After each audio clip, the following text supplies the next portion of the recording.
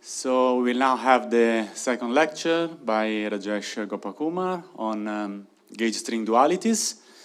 So before we start, let me say, of course, you are really encouraged to ask questions. Ask as many questions as you want. But please, let's use the microphone, because otherwise in the room, maybe it's not easy for everybody to understand the question, also in the recording.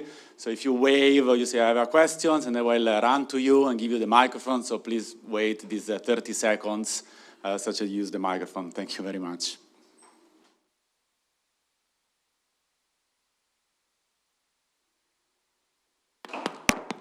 Thank you, Francesco, and good morning, everyone. Welcome back.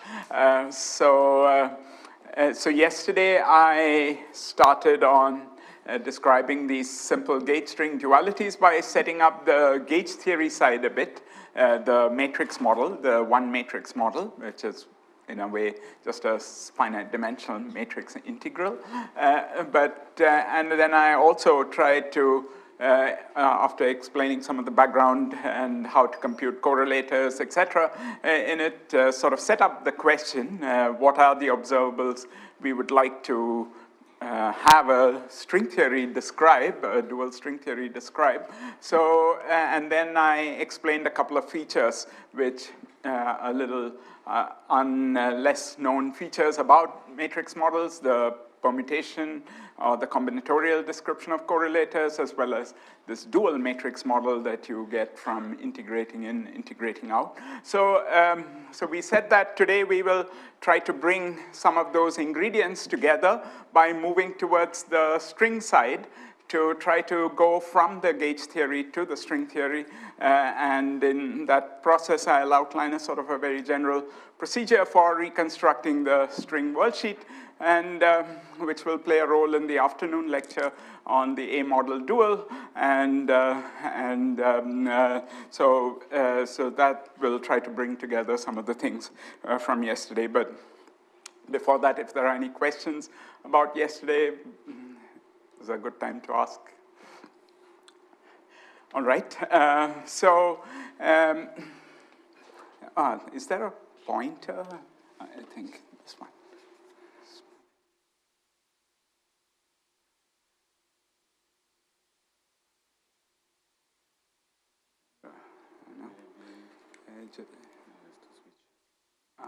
Yes.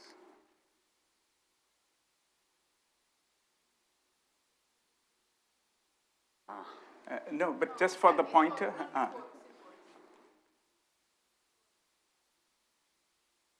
Yes. I have to press the light on the top. Okay, thank you. So today's is a picture lecture, this first lecture today. It will be just visuals, so there'll be very few equations. But the idea is to convey a certain picture of how the string worldsheets come out of the gauge theory Feynman diagrams, the large N diagrams. A lot of this is based on these works that I have mentioned here. So Edward is here. Edward and my student Rishabh is also here in the audience, so you can catch them as well. And of course, these fantastic pictures that you'll see wouldn't have happened without them. And a lot of the insights that are in this talk are due to them and the other collaborators. So, I'll start off with some sort of fun maths about sort of how to create Riemann surfaces like Lego in a Lego fashion, sort of assemble Riemann surfaces together. And we'll talk about both closed strings as well as open strings. So I'll take you through some very nice old, relatively old, from the 1970s mathematics and try to explain why it is really what the doctor ordered, so to say, for gauge string duality. So the key object will be something called a Strebel differential. So we are considering a Riemann surface, which for us will be the worldsheet. That's the sigma of genus G with n marked points on it. And the Strebel differential is a holomorphic differential. So it's so a quadratic differential, so it's locally of this form. It's meromorphic, so depends only on some local complex coordinate z and takes this form. And so this Strebel differential, we will have some interesting properties. I'll characterize this meromorphic differential in successive ways so that we'll see what's special about them. So the first thing which is true for any quadratic differential is the notion of horizontal trajectory. So not just a Strebel differential. These are curves on the Riemann surface z of t, so parameterized by a real parameter t, such that phi dz square is greater than 0, is positive, strictly positive. So that's, so in general, of course, this is a complex number, but when would this be positive? As it would happen at any given point. There'll be one direction where this equality will hold, and then you continue that and it'll form some trajectories which we'll call horizontal trajectories. So the name horizontal comes from the fact that if I were just in the usual complex plane, then with dz square as the basic differential, then it's very easy for you to see that the horizontal lines, z, which is z of t, which is just parallel to the real axis, these obey this constraint, this relation, and these are the different horizontal trajectories, and they are indeed horizontal. So that's where the name comes from.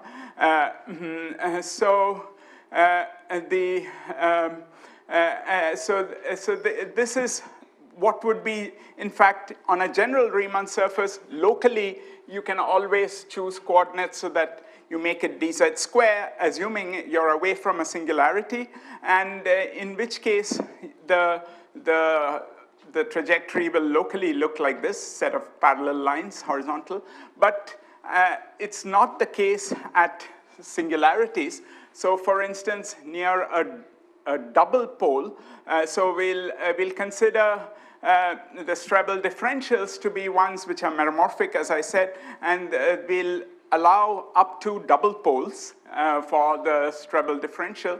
So locally, near a double pole, it will look like dz square over z square with some coefficient, which I'll parameterize like this, some number, or LK, I think I called it. So if I now put, or I should actually use the same notation, u over here. So it looks like, say, du square over u square, and this is, if I go to sort of polar coordinates, you can see that the horizontal trajectories around a double pole are basically concentric circles. It's just the theta of t, which are the ones which correspond to the horizontal trajectories. So, so it looks exactly like this. So, if at fixed radius, these will be positive. If I choose this coefficient here to be Lk squared, to be Lk to be a real number, so that this is positive. So that's the structure near a double pole, and so one of the things that is very special about a Strebel differential is that the horizontal trajectories behave a bit like these isotherms or equipotentials on the surface. You see there are double poles, which are special points at which this is not defined. But then around it, you have these closed trajectories. And the Strebel differential has the property that almost all the trajectories are just closed loops of this kind, except for a few of measure 0, which I'll just come to. This is not true for an arbitrary meromorphic quadratic differential. So a Strebel differential has the property that it has at most double poles, and with the residues, so to say, at the double poles, having a negative coefficient like this, and the horizontal trajectories being closed curves. In general, you could, for a general trajectory, you can have things with spiral in, etc. So it's not the case for that you will have this sort of nice foliation for an arbitrary quadratic differential. So, I think the order got this thing.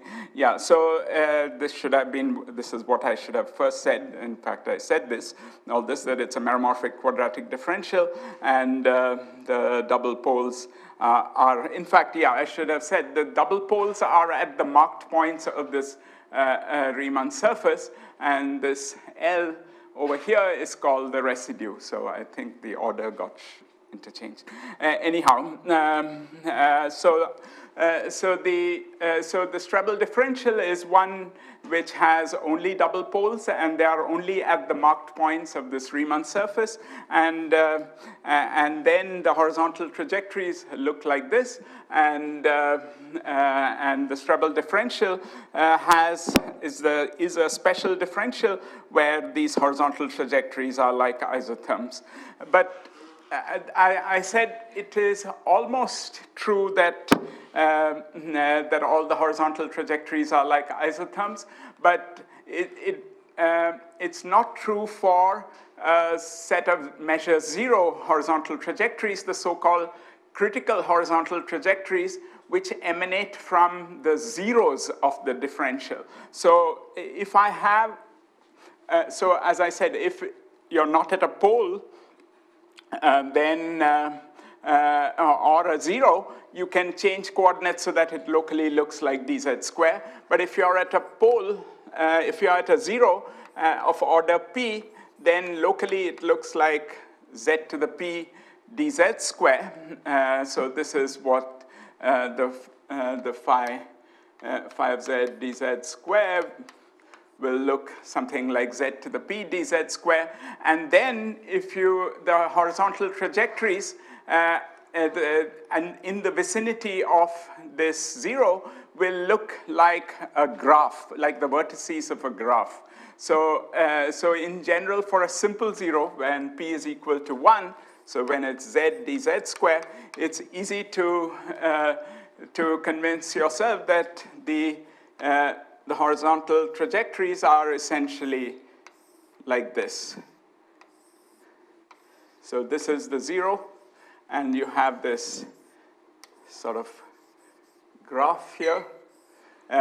And then you have these rest of the horizontal trajectories go like this. So this is what I've tried to show here as well.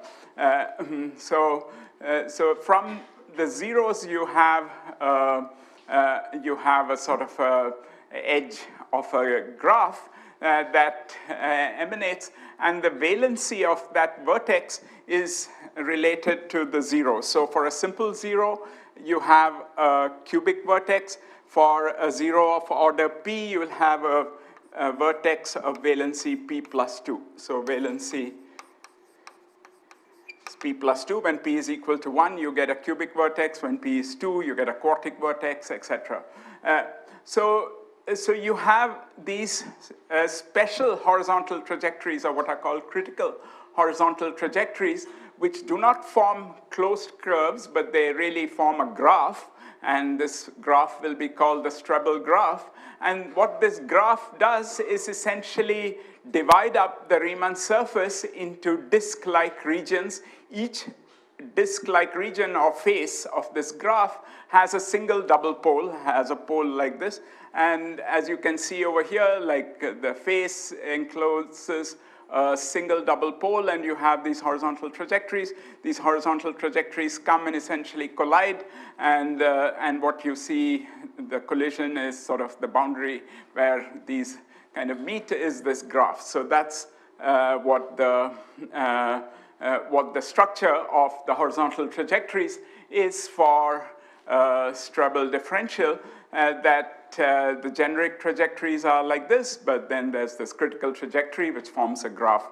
And the graph foliates it into, it's a foliation of the Riemann surface, or a kind of a triangulation or a tessellation of the Riemann surface by disk-like regions, each of which enclose a single double pole. Is this clear? If there are any questions, this is very central to, this observation is central to the sort of the way in which we'll build up the Riemann surface from this Strebel differential, or this way of kind of decomposing the Riemann surface. So this is a very canonical way, and in fact I will mention later that given some conditions, there's a unique Strebel differential for a Riemann surface of genus G and punctures on the moduli space of Riemann surfaces of genus G and n punctures, provided you give some finite set of data.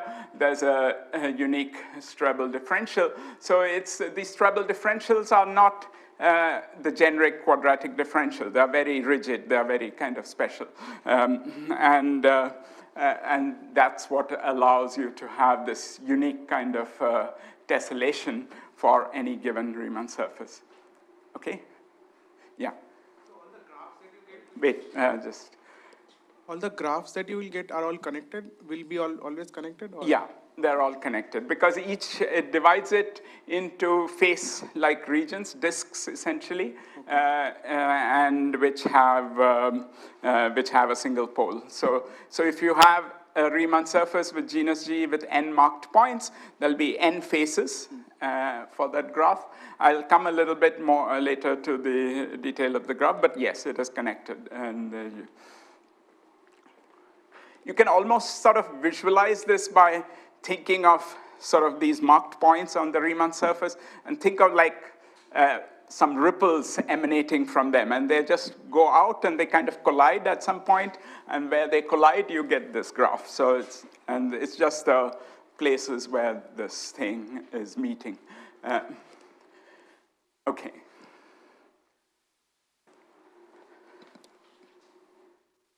So this gives you a way to to build a punctured Riemann surface in a very natural way. So once you have a Strebel differential, so assuming you have a Strebel differential, you can build a Riemann surface in the following way. You view each of these faces, these disks like this, which have concentric circles. You can conformally map it to a cylinder. So for instance, this face is mapped to this cylinder, this face is mapped to this cylinder, and so on. And so there are 4 cylinders. This is a 4-punctured sphere that I've drawn, though you can draw similar pictures for any genus. It's not just for genus 0. It's for any genus, any number of marked points.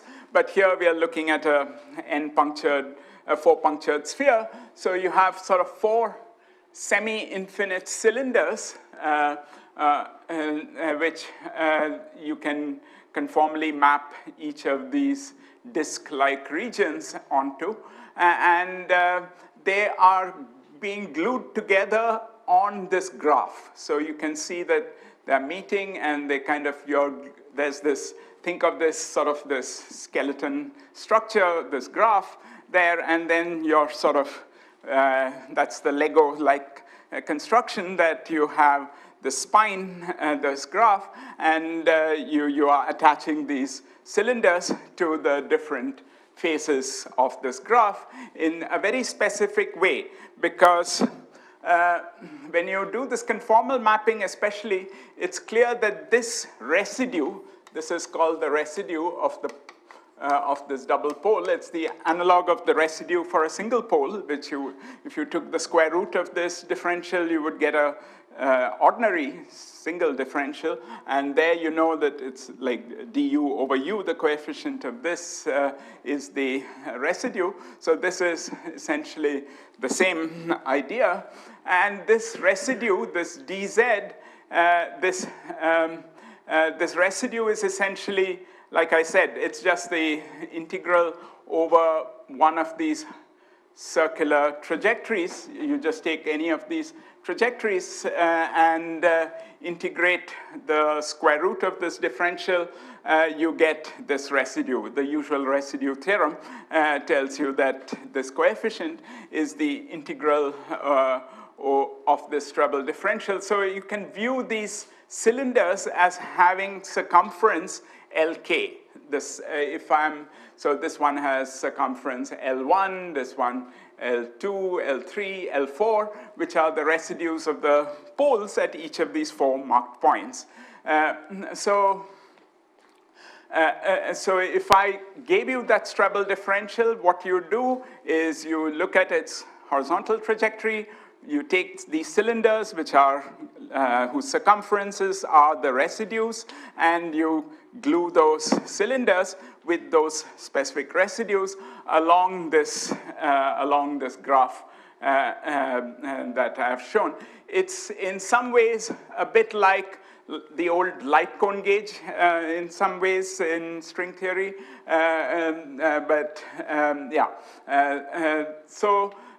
also note that in this way of building the surface, there will be no internal propagators, unlike in a closed string field theory.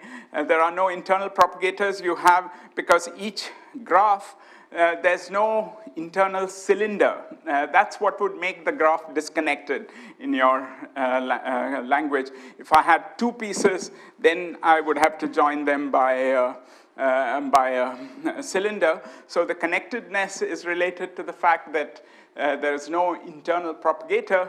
All of these are just disc-like cylinders which are being glued together from the outside. So you just have as many cylinders as you have marked points or faces, and you're gluing those cylinders to form this surface. So how do you construct this surface? Sorry, a question. Do the residues satisfy some rule, or they are completely independent? At the moment, they are unrestricted, yes. I'll come to, but there you can, so in fact, the data of the treble differential, I might as well say it now, is specifying these n residues. Supposing I specify these n residues as positive numbers, Lk I take to be positive, but otherwise unrestricted, then there's a unique treble differential. So this will be the theorem of treble, that for a given point on the moduli space of Riemann surfaces, if I specify this data, so n numbers, n positive numbers, then there's a unique treble differential. Everything else is fixed. So that I'll motivate that in a moment, but that's exactly. So this is the data I mentioned earlier, the discrete amount of data that we need, some n numbers, these residues, and but they can be independently specified. Okay.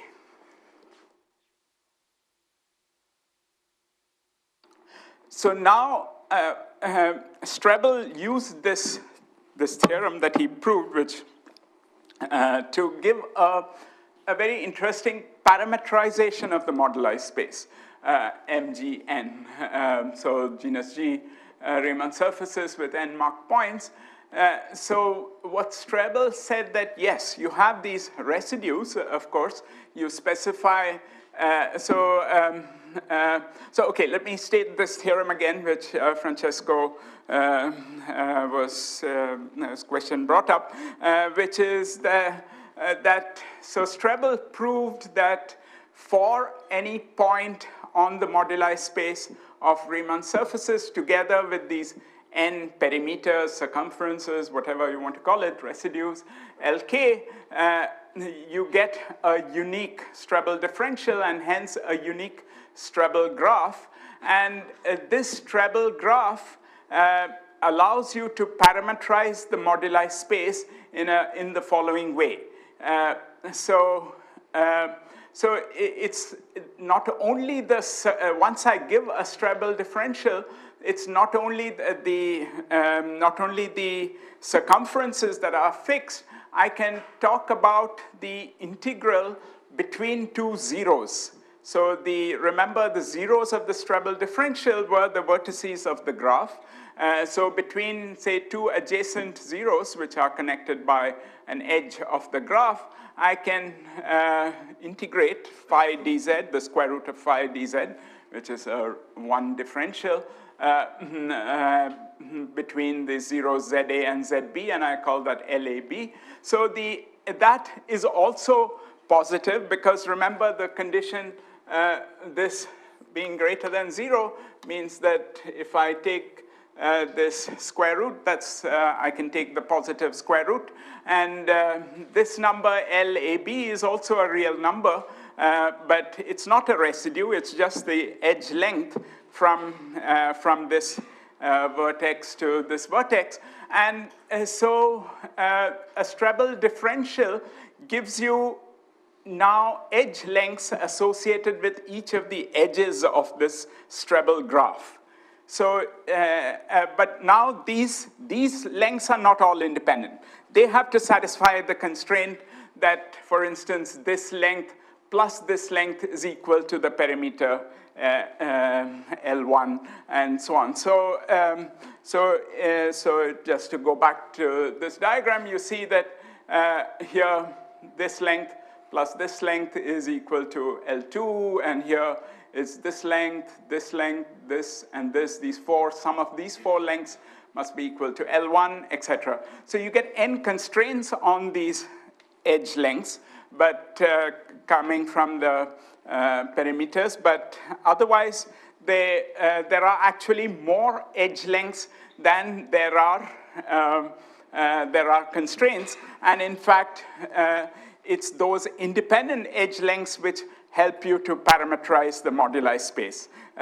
So that's what I meant when I said over here that these edge lengths essentially parameterize the whole moduli space. If you impose the constraints that that the perimeters are these L's, then those independent ones, the independent lengths parameterize this part of the moduli space. So let's just get a sort of a quick way to understand that the counting at least works.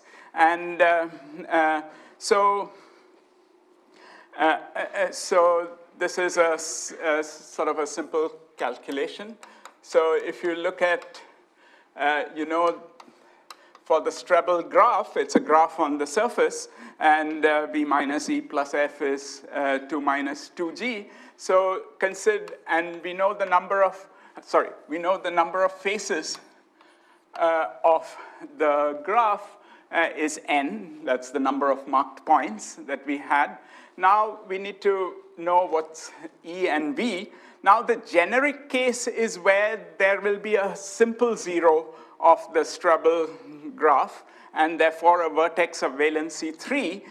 In fact, you can see from this graph that any of these graphs that if I were to take one of these edge lengths to 0, then I get a quartic graph. So that's sort of codimension, one codimension lower. So the generic vertices are cubic, but if I let some of their lengths go to 0, I can get quartic or higher order vertices. So let me take the number of vertices v to be, each of them to be cubic. Then you know that from each cubic vertex there are 3 edge lengths, 3 edges that are emanating, and each edge is double counted because it emanates from one vertex and ends up in the other. So if I count 3 times the number of vertices, that's equal to twice the number of edges, and therefore, therefore you have v is equal to, or let me write, v is equal to 2e by 3, and so this over here tells you that minus e by 3 plus n is equal to 2 minus 2g, or e is equal to 6g minus 6 plus 3n. So the number of edges is 6g minus 6 plus 3n. Okay, it's just a simple calculation that tells you that the number of edges is 6g minus 6 plus 3n. These are all these LABs. So each edge we associate a number, and there are these many numbers that numbers you can associate to the edges of the Strebel graph. But if you impose the constraints, there are n constraints of the LKs, that if I fix the residue LK, then I remove n of these. So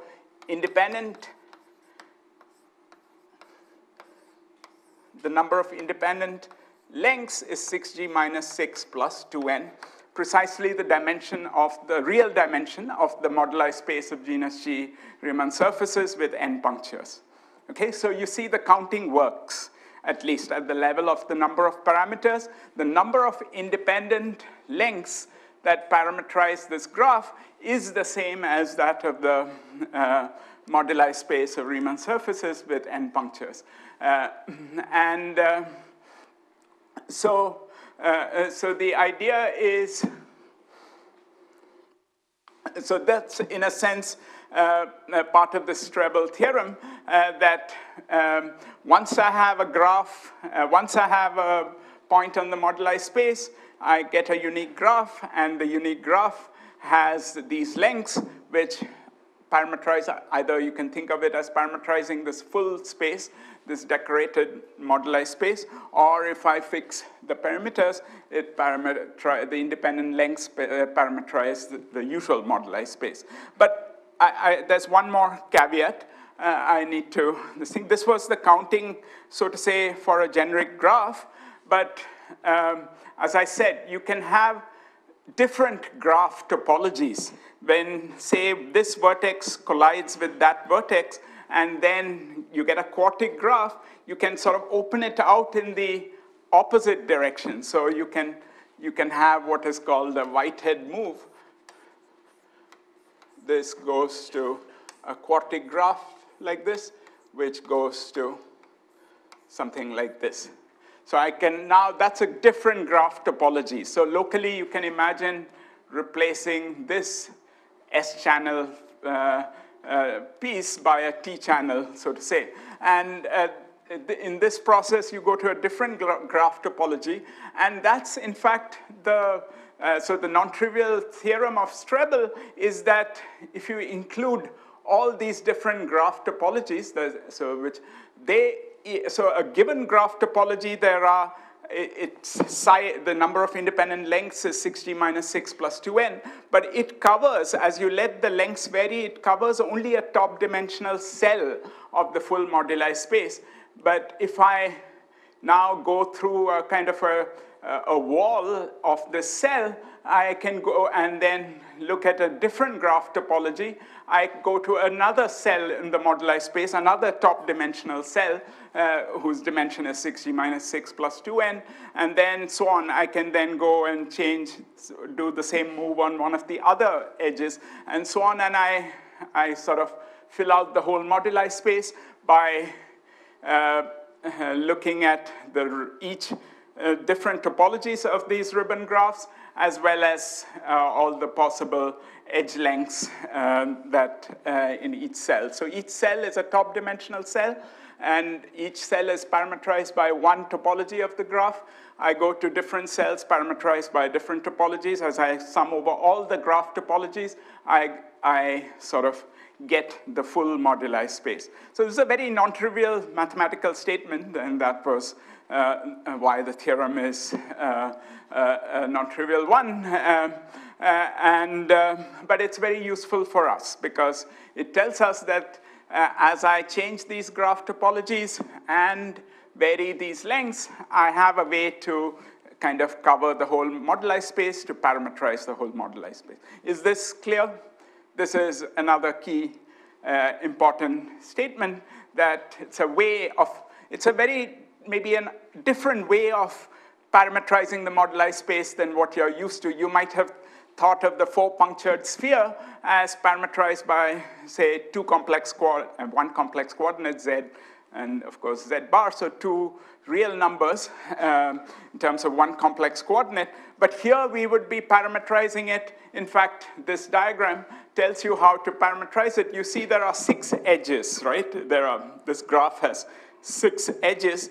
There are 4 perimeters, as I said. So 6 minus 4 is 2. So the number of independent edges is essentially 2. It's the same 2 real dimensions that parameterize the 4-punctured sphere, except that now you parameterize it by these 2 real numbers. You have to sum over different topologies to cover that whole 4-punctured sphere moduli space. All right? Okay, so this is, okay, so this, what I have explained here is the Lego construction for closed string surfaces. So just to summarize it, you have this unique Strebel differential. If you specify its n residues on the moduli space, there's a unique Strebel differential that gives you a unique Strebel graph, unique meaning parameterized by its lengths and its topology. And as you vary over the independent lengths and topology, you cover the whole moduli space. And so you can build up an arbitrary closed Riemann surface of genus G with n punctures in this way. So that's the Lego construction for the closed strings. Now I will try to tell you how there's a nice way to think of this from the open string point of view, as this construction actually comes with it the open closed string duality in some ways. There's a way to think about building this Riemann surface from open string ribbon graphs, which is what we want in the gauge theory, string theory duality. So that's what I'm coming to next. But this is purely a closed string construction.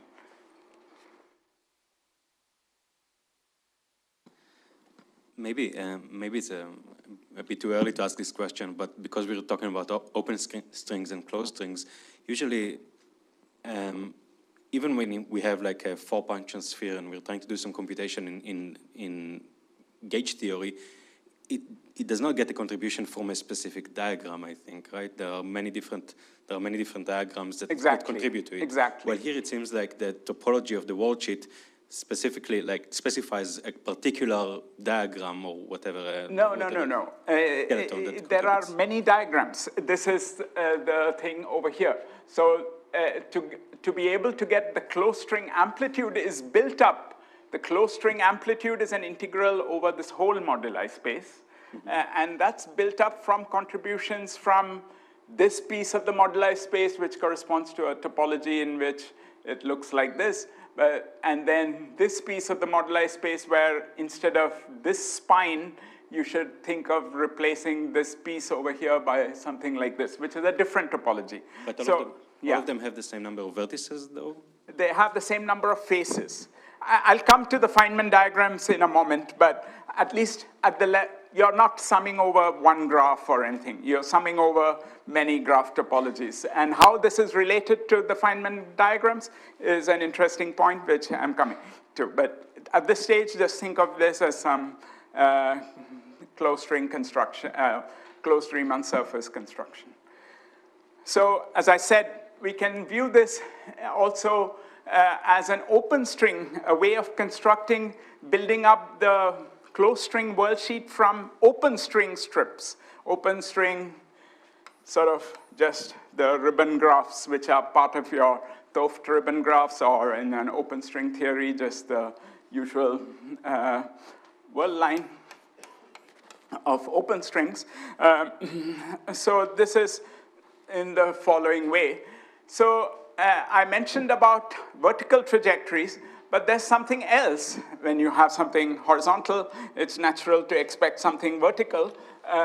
So there's a set of trajectories you can have, for instance, in the complex plane, again, if you go back and you asked for trajectories which satisfied this less than 0, this is positive, this is just negative, you can check that it's basically z is equal to it plus some constant.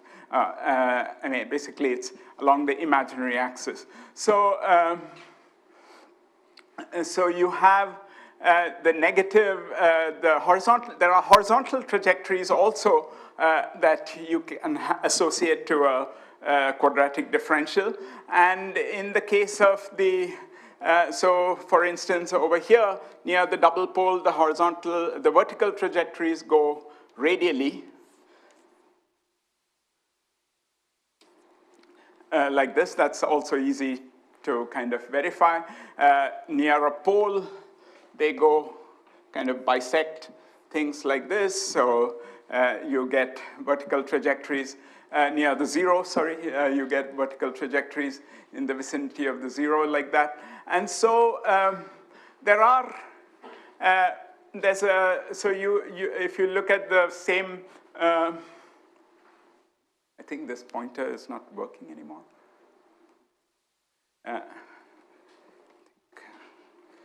Maybe it's run out of battery. Anyway, I'll just indicate it so if you look at the left-hand diagram, the purple lines or whatever are some set of vertical trajectories, but there is a special set of vertical trajectories which start from the double pole like this and end up at the zeros.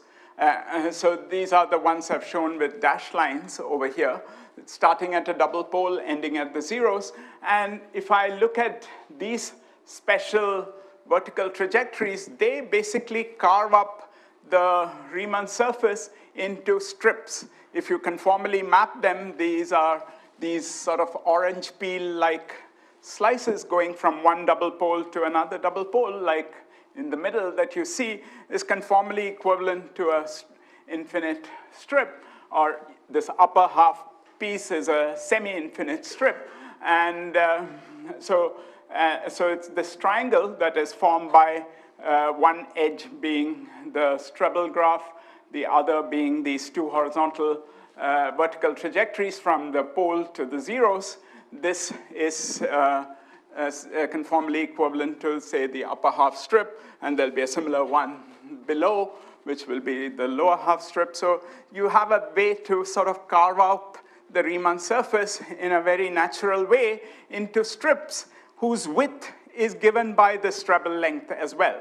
You see this width here of the strip is the Strebel length of that edge. So it's a very natural way to carve up the surfaces. And so you can, that earlier Lego picture, you can refine it now in terms of these strips, which are essentially glued to each of those edges.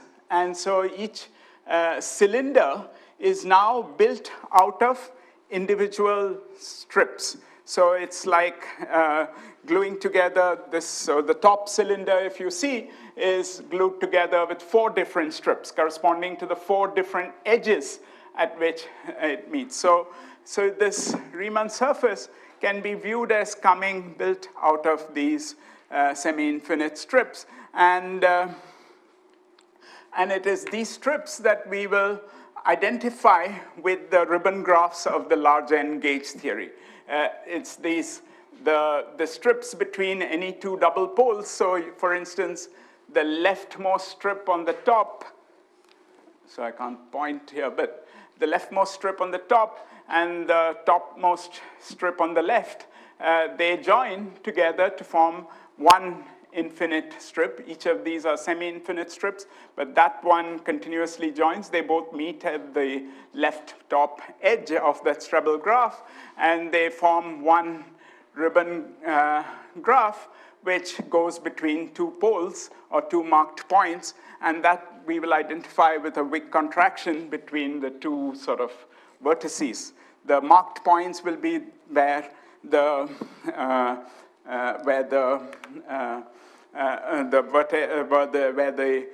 gauge theory vertex operators will live, and this will be the ribbon graph, which will go between two double poles. Okay? Any questions about this? So we've refined that closed string construction into one that now puts together ribbons of different widths. So what is the construction here? You have to specify the widths of these ribbons, which are these treble lengths, these edge lengths that the LABs that we had over here. Okay? All right. So this was still at some level mathematical, but the last point is what we'll now build on to try to kind of construct the world sheets from these strips. So essentially, this is what this is the elaboration of the picture that I was showing in the last slide. So if you go back to, say, the matrix model where we had an operator, let's say trace m to the 6, which has these 6 double lines coming out of them, the claim is that you should think of this as one of the poles of the corresponding Riemann surface, because that, in fact, the gauge gravity duality in the conventional ADS-CFT sense maps each gauge invariant insertion trace m to the 6 to a marked point on the closed string surface, and so that's the pole, and then these strips correspond to these. So this is just the conformal mapping that we had before, and so you do this, and so this is sort of the global picture that if I have a Strebel differential on a Riemann surface, as over here,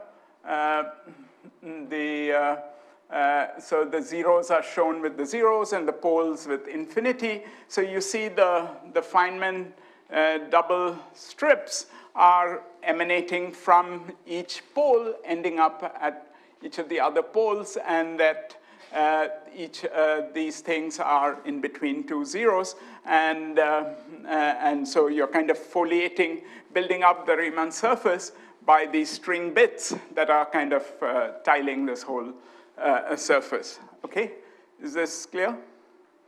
So just to make sure I understand, so each ribbon is associated with a propagator in the Feynman diagram. Is that correct? Exactly. So each strip is a propagator in the Feynman diagram, and goes from one of the poles to another of the poles, which are where the two vertex operators will also be inserted in the dual string theory. So if I have, say, some trace m to the 6, this is one of the strips that is coming out. There are others. There's maybe another trace m to the 4 here. So one of the weak contractions of propagator between this vertex insertion and this will be this propagator is one of these strips. And then there'll be others going to some other vertex, other weak contractions, etc. And a related question. So from the point of view of when we started with the Riemann surface, and we were decomposing it. So the Riemann surface has a moduli space, and as you showed, this moduli space is decomposed into cells. Yes. And in each cell, the structure of the diagram is different. Yes. And also exactly. the number of length around the face is different. The length around each face the number is, of edges along a given face. Yeah. So maybe I'll anticipate something that I think, yes. But go ahead. Yes, while here in this picture, it looks like you fix the operator, like trace m to the 6. Yes. And this fixes the number of edges around that face. Correct, yes. So the number of edges is fixed once you, so the claim is that the 6 in the matrix, let me speak in the context of the matrix model and not the general gauge string duality, which will be important. So this will be something I'll just come to, which is that in the matrix model, the Strebel lengths will always be integers. So these edges that I specified, which were in general any real number, actually goes back to an old proposal by Shlomo Rosamat that, that the natural assignment of the treble lengths for the matrix integral is just our integers. And what are the integers? So this m to the 6. So each will have 6 strips coming out. Each strip will have length 1.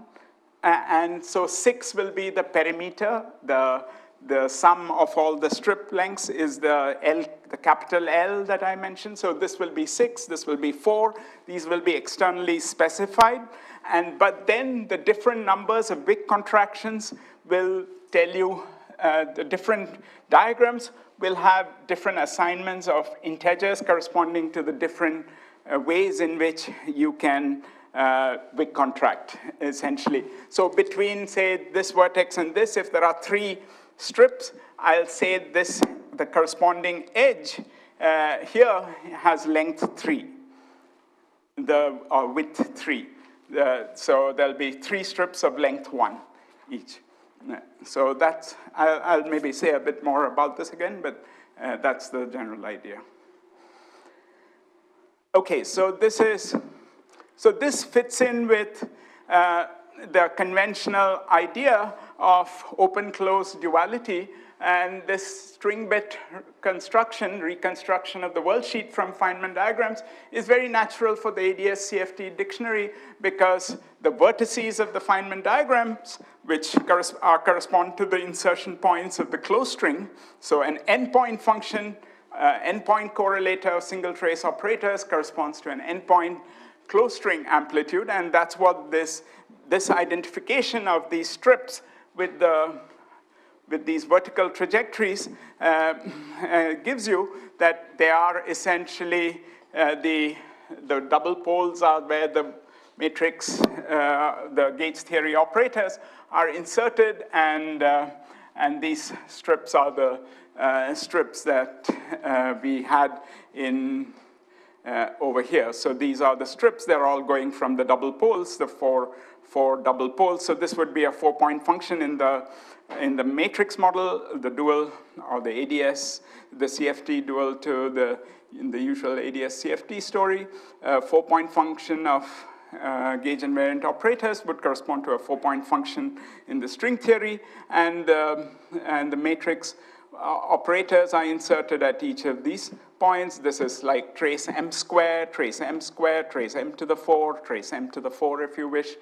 So because there are 4 strips here, 4 strips here, 2 strips here, 2 strips here. Okay, so that's, so this open string or the string bit construction, what I call the string bit construction, is very natural for the conventional picture we have for ADS-CFT. But I call it, to make a difference with something I'll just mention, I'll call it a V-type open-close duality. V-type in the V for vertices. So essentially, the vertices of the Feynman graph are dual to the poles on the mark points on the Riemann surface. So the vertices of the graph are, of the Feynman graph, are related to the insertion points of the closed string. So that's not quite what we, this graph is different from the Strebel graph itself. So I showed you the Strebel graph over here, this graph. That's very different from this one. In fact, the number of faces of the Strebel graph is the number of marked points, right? Whereas here we are talking about the vertices of the Feynman graph in this usual ADS-CFT are related to the mark points. So it's the Strebel graph itself looks like a different construction. So it also had this very nice sort of property of having being a kind of a double line graph on the Riemann surface, but it looks different from this. But actually, it also plays a role. And that's the very nice thing, I think, that there's another picture you could have had of open-close duality, and indeed, there is, and it appears in some other contexts which are maybe less familiar, in the context of open-closed duality, in which you think of the boundaries of the Feynman diagrams as basically, so you think of the Feynman diagrams as essentially open string diagrams, but now the boundaries are D-brane states.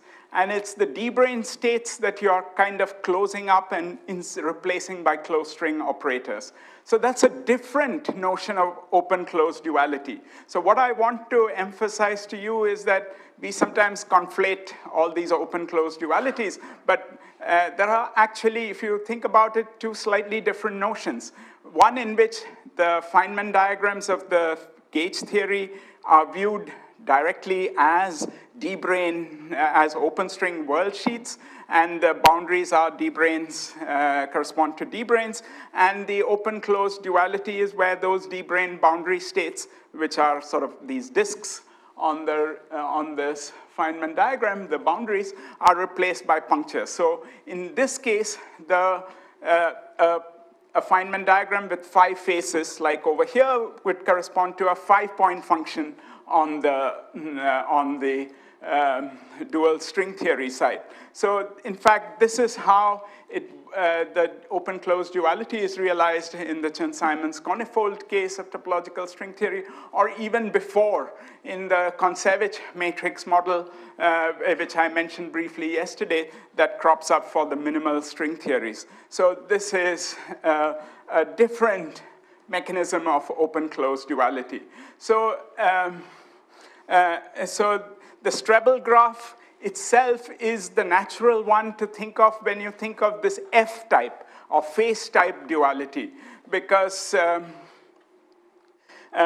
Strebel graph is the one which corresponds now to the faces, and each face is what you're replacing by a closed string, and so this you can view as essentially the open string world sheet, and these as the D-brane boundary conditions. So, so this Strebel graph, as I said, was formed of the horizontal trajectories, whereas the Feynman diagrams were formed from these vertical trajectories that I drew. They're kind of dual. They are perpendicular to each other.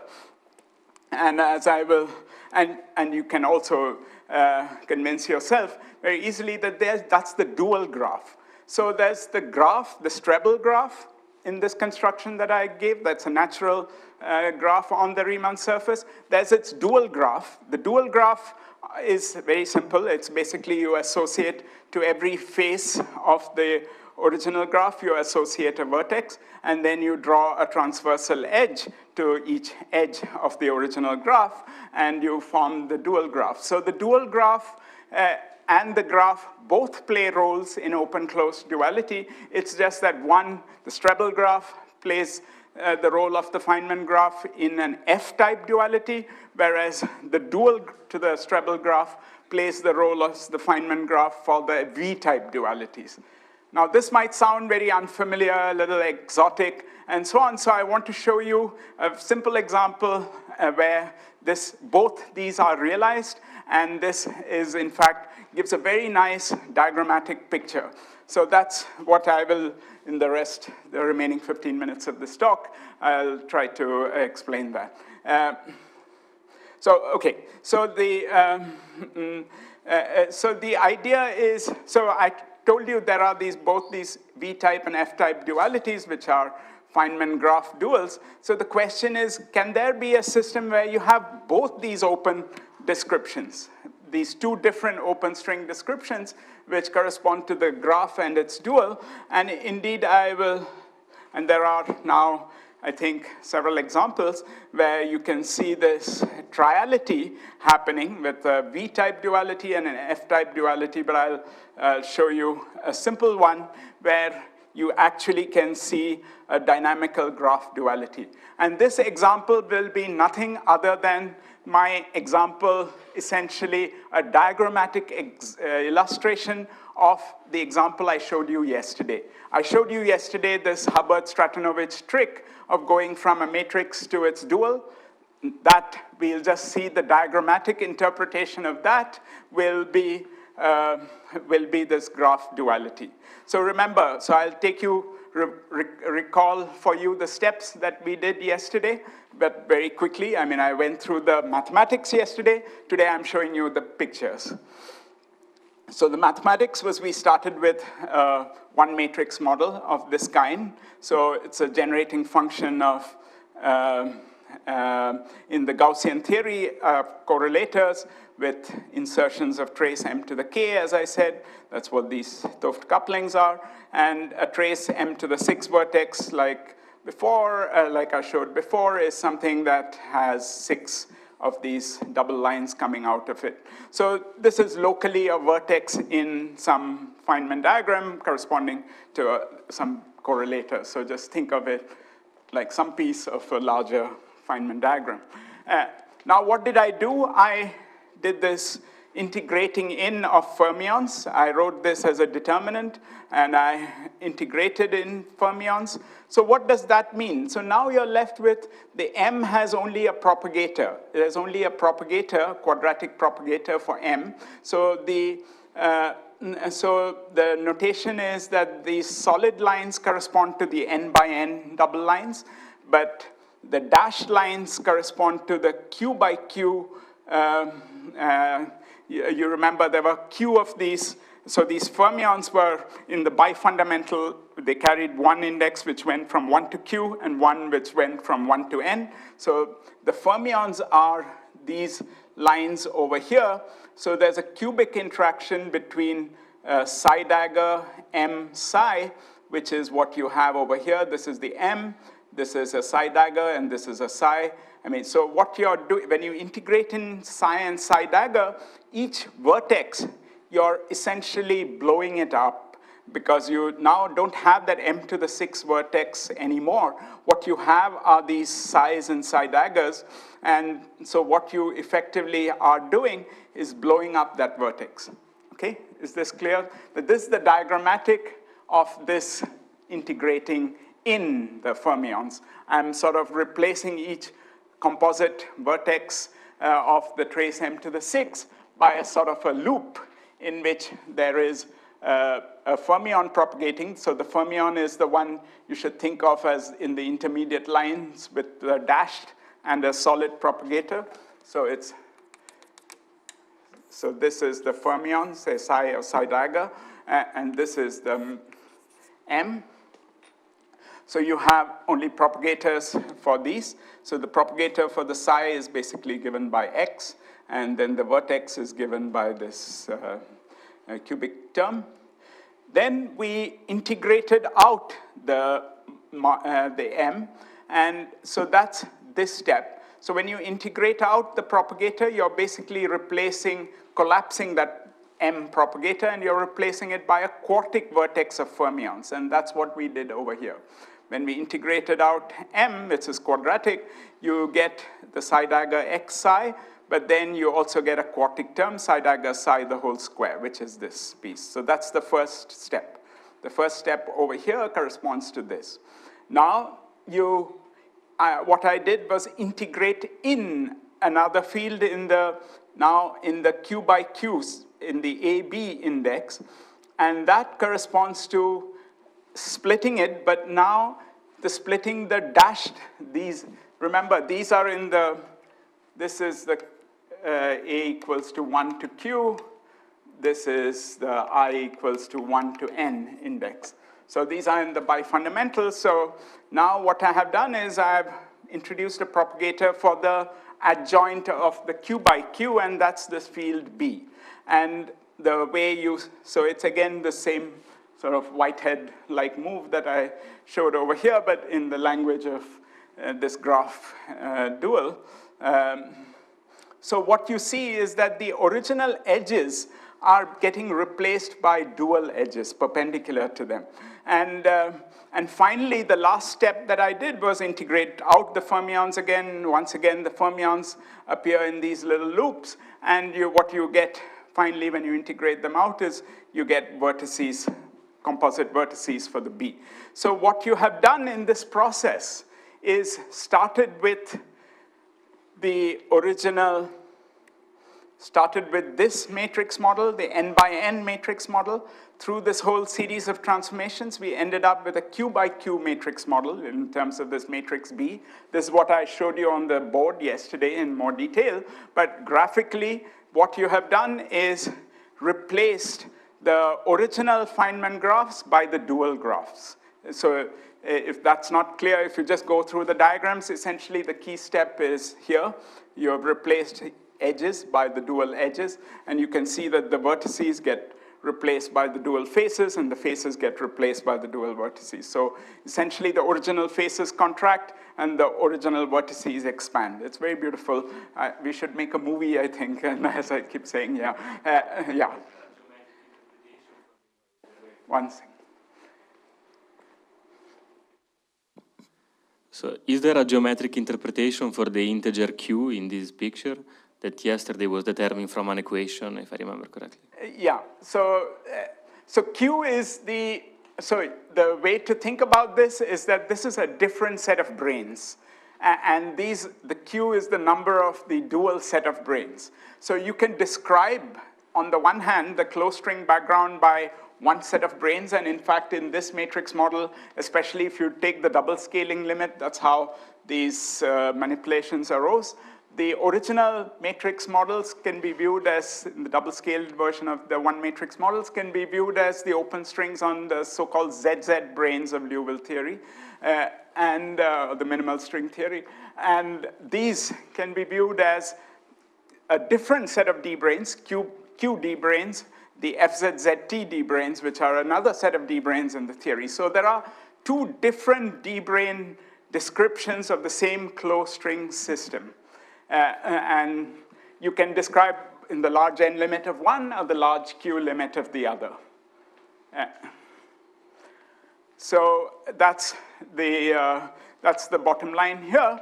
And but as I said, this is something which doesn't even need the double scaling limit. All this can happen. In fact, it's cleanest in some ways away from the double scaling limit, and we'll see some of the meaning of this later. But in the double scale limit, you see a realization of a very concrete realization of this open-closed open triality.